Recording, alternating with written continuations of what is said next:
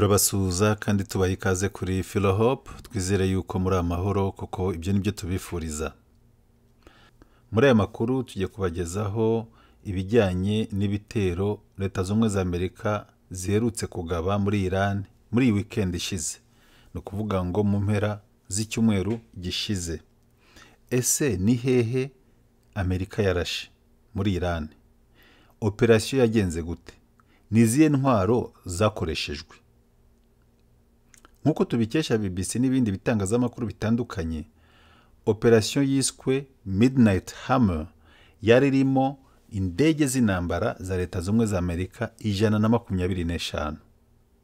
Izo ndege zari zifite target y'amasite 3. Zagombaga kurasa ahitwa muri Fordo, Natanz na Isfahan. Ni operasiyo ebyiri zisa naho zakurikiranye mu masaha atandukanye. Operasiyo ya mbere yabaye hagati ya saa 4:40 z'ijoro na saa 5:05 z'ijoro, ibyo bita GMT. Tukavuga ko ari isaha mpuzamahanga. Indi operasiyo ya kabiri yabaye hagati ya saa 8:40 z'ijoro na saa 9:05 z'ijoro, ubwo hari ku cyumweru. Iya mbere yabaye ari kwa gatandatu, iya kabiri bari ku cyumweru. Zabaye zikurikiranye rero birumvikana. Kandi birumvikana ko buri operasiyo yakozwe mu minota mikeya ishoboka nk'uko mubibona. Ariko ibyangiritse ni byinshi kandi biteye ubwoba. Umujenerali muri Leta Zunze Ubumwe za Amerika witwa Dan Kane, umwe mu bajenerali bakomeye muri icyo gihugu, yasobanuriye itangazamakuru uko byagenze muri rusange ibijyanye n'ibyo bitero. Avuga ko indege zahagurutse muri Leta Zunze Ubumwe za Amerika zigana muri Iran zakoresheje amasaha 18. Babikoze mu buryo bw'ibyiciro. Icyiciro cya mbere cy'indege cyagannye mu burengerazuba bwa Pacifique. Iryo tsinda ry'izo ndege zagiyeho mu rwego rwo kujijisha umwanzi. Noneho irindi tsinda ry'izindi ndege zigana mu kindi cyerekezo imbere, zitanga inzira cyangwa se zireba ko umutekano hari mu kirere, zitegurira inzira za ndege zindi zari zitwaye bya bitwaro biremereye cyane nakwita bya karabutaka bagombaga kurasa muri Iran. Indege 7 zari zifite aya mabombe ateye ubwoba ya karabutaka bita B2 stealth bombers. Hano ngira ngo mbabwire yuko ibyo bisasu kugeza ubu Leta Zunze Ubumwe za Amerika zonyine nizo zibifite. Ni ibisasu bifite uburemere tuza kubabwira mu kanya, ku buryo bibasha kwinjira, bishobora gusatura ibintu bimeze nk'amabeto hasi, bigasatura bwa butaka babukomeye abantu baba barakomeje barubatseho ibintu bikomeye. Ibyo bibombe bifite ububasha bwo kubisatura bikamanuka bikagera munsi y'ubutaka kure cyane, none bigaturika bimaze kugera hasi cyane. Niko biteye, niko tekinoloji yabyikoze. No kwanga biramanuka bigasatura bigakomeza hasi munsi y'ubutaka, byagera aho bigomba kugera bigaturika, bigaturitsa ibihari byose aho hantu munsi y'ubutaka. Muri icyo gihe rero operasiyo iba, harashwe urufaya rw'amamisire. Hari intwaro zigeze kuri 75 zakoreshejwe. Aho bagombaga kurasa hari hazwi. Nago bagiye gusa bagomba kurasa aho babonye hose, hari hazwi. Hari uburyo nyine bw'ikoranabuhanga bwakoreshejwe kugira ngo barasa aho hantu. Ubundi zira site abanyayirani bakora mu bintu bya nucleaire, ahantu bakorera ibitwaro bya kirimbuzi, ari nabyo mu by'ukuri Leta Zunze Ubumwe za Amerika na Israel badashaka yuko Iran ikora, gukomeza gukora biriya bintu bijyanye n'intwaro za nucleaire n'ibindi. Aho babikorera ni munsi y'ubutaka, kuko banze kubikorera hejuru y'ubutaka, no kuvuga ngo mu mazu asanzwe mu nganda, kuko aho hantu haba hagaragara, amasatelite arababona mu buryo bworoshye, abantu barabona mu buryo bworoshye. Kubirasa ntago ari ibintu bigoye, ndetse n'amakuru urumva ko iyo murimo gukora ibyo bikorwa hejuru, nubwo mwafunze gute, amakuru aramenyekana ko aho hantu hakorerwa ibyo bintu. Babijyanye rero munsi y'ubutaka kuko bibwira yuko ariho icya mbere cyo ntibyamenyekana. Ubwo nibwo tubitekereza, ntihamenyekana mu buryo bworoshye. Icya kabiri, n'uwarasa ntabwo yabona igisasu cyapfa kuharasa ngo kigereyo. aha rero tukabamenyesha yuko leta z'ubumwe za Amerika zo zifite ibyo bisasu, kuko ibisasu byo mu bwoko bwa GBU 57 14 byaba bifite ububasha bwo kuba byamanuka bikinjira hasi bikagera kure cyane. Leta z'ubumwe za Amerika zonyine nizo zifite ubwo bubasha cyangwa se zifite izo bombe zinjira zikamanuka kure cyane. Ibyo bibombe bipima ibiro 13,000 cyangwa se amapawundi 30,000 by'amapawundi. Nimutekereze namwe ibyo biro byonyine, ibiro 150 cyangwa 200 ni abantu bake cyane bashobora kubivana hasi bakabiterura. Nimwibaze noneho ibiro 13,000 nibwo buremere bw'ibyo bibombe. Bishobora kwinjira bikagera kure cyane muri metero 18 cyangwa se muri feet 60. Ahantu hakomeye, ubwo n'ahantu hakomeye mbere yuko bigira gute, mbere yuko biturika.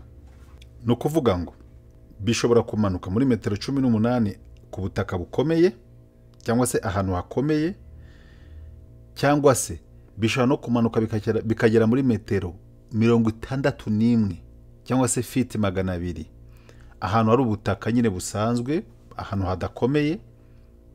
Noneho byagerayo muri izo metero nibwo bya bisasu biturika. Mu makuru nigeze kumva minsi ishize, Israel ntabwo ifite icyo kibombe. Ibisasu byose Israel yarasaga ntabwo yabashaga kugera aho ngaho hasi, ariko leta z'ubumwe za Amerika zo nizo zifite bino bibombe. Zarabikoresheje rero birakora, no kuvuga ngo byakoze akazi katoroshye cyane, bisa naho birimbura aho hantu aho byarashe. Kuko ibyo bitero bimaze kuba, Perezida wa Leta z'ubumwe za Amerika Donald Trump yahise afata ijambo avuga yuko icyo gitero cyangwa se ibyo bitero byagenze neza rwose, ko aho hantu hasenyutse mu buryo bukomeye. Mu yandi magambo, hararimbuwe, harasenywe mu buryo bukomeye cyane. General Ken we yavuze yuko, uwo nguwo muri Leta z'ubumwe za Amerika yavuze yuko batarabasha kumenya neza ibyarimbuwe uko bingana. Ni kuvuga ngo ibyasenywe uko bingana ntibarabasha kubibona, kuko urumva ngira ngo babivuze ibitero bikimara kuba, ntibiramenyekana neza ibyarimbuwe uko bingana. Ariko gusa ikigaragara ni uko izo site uko ari 3 zarasenywe mu buryo bukomeye cyane. Amashusho yafashwe na satellite ku itariki 22 z'ukwa gatandatu yerekana ibyobo bigeze nko kuri 6 byahise bigaragara aho hantu, bigaragara ko byatewe na ya mabombe yaturitswe hasi. Urumva ko yaraturitse asenyagura ibintu, arazamukana imbaraga, biba bimeze nk'umutingito hari udasanzwe, birarimbura ku buryo yabonetse ibyobo bigeze nko muri 6 aho hantu. Hagaragara n'ibindi bintu n'ibikoresho mbese byangiritse, ariko nibasobanuye ngo nibihe, ariko byaragaragaye binyanyagiye hirya no hino. Mu yandi makuru tutaramenya neza ariko dushobora kuza kubagezaho mu kanya kari buze, nuko Iran nayo ishobora kuba yihemuye kuri Leta z'ubumwe za Amerika, ikaba yagabye ibitero kuri bimwe mu birindiro bya gisirikare bya Leta z'ubumwe za Amerika. Nituza kubimenya neza niko tuza kwibagezaho. Ikigaragara, iriya ntambara ni intambara itoroshye, ariko bigaragara ko kugeza ubu igihugu cya Iran nicyo kirimo kuhababarira cyane, cyangwa se nicyo kirimo kuhatakariza byinshi, byaba ari mu mubare w'abantu, byaba ari mu mubare w'ibisenyuka, inyubako n'ibindi. Igihugu cya Iran kirimo kirahatakariza byinshi cyane, kuko Israel nayo yakomeje kurasayo, ntabwo yarekeye aho. Iran nayo igirasa muri Israel, ariko ntabwo urebye imbaraga kugeza ubu zingana. Biragaragara yuko Israel irimo gusenya byinshi kuruta ibyo Iran irimo gusenya muri Israel.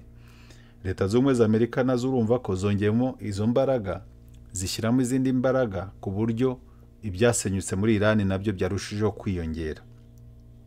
Nyuma y'ibyo bitero, umwe mu basesenguzi ba BBC mu bijyanye n'umutekano yavuze ko hari ibintu 3 bishoboka nyuma y'ibyo ngibyo ubu ku ruhande rwa Iran. Icya mbere Iran ishobora guhitamo kutagira icyo ikora kugira ngo leta z'ubumwe za Amerika zirekeraho kuyirasaho, igahagarika ibyo ikora, ahubwo ikemera imishyikirano cyangwa se kongera kujya mu biganiro mu rwego rwo kugira ngo bahagarike ibyo bikorwa bakora, ari nabyo leta z'ubumwe za Amerika zibarega cyangwa se na Israel barega kuba bakora ibitwaro bya kirimbuzi. Icyo ni icya mbere, kutagira icyo bakora. Icya kabiri nuko bashobora nabo guhita bihorera mu buryo bukomeye cyane ako kanya bikimara kuba, nabo bakagira ibyo basenya, kuko baracyafite Iran nayo iracyafite ibindi bitwaro, kandi ikaba ifite liste iri kuri target y'ahantu hari ibirindiro bya leta z'ubumwe za Amerika bigera kuri 20 muri biriya bihugu byo mu burengerazuba bwo hagati, bakaba bashobora guhita babirasaho. Ibi byose uko ari bitatu nibyo bashobora gukora. Icya gatatu nuko bashobora gutegereza bakazabikora nyuma, nabo bakazasa naho bagaba ibitero mu buryo butunguranye ibintu nyuma y'uko bisa naho byacecetse. Nibyo bintu uko ari bitatu bishoboka kuba byakorwa nk'uko umusesenguzi mu by'umutekano yabivuze. Ese ibi byatangiye gute? Ubundi iyi ntambara irimo kuba ubu yatangiye gute? Yatangijwe na Israel ku itariki 13 z'ukwa gatandatu, nibwo Israel yagabye ibitero bitunguranye muri Iran, itagetinga cyangwa se ishaka kurasa ahakorerwa bya bitwaro bya kirimbuzi, aho Iran ikorera ibitwaro bya kirimbuzi. Minisitiri w'intebe wa Israel yariwe Benjamin Netanyahu yavuze ko Iran yari iri hafi gukora bombe ya kirimbuzi. Niyo mpamvu mbese muri make babarasheho, kuko bivuze ngo barayikoraga ariko ni nkaho yari iri hafi mbese kuboneka.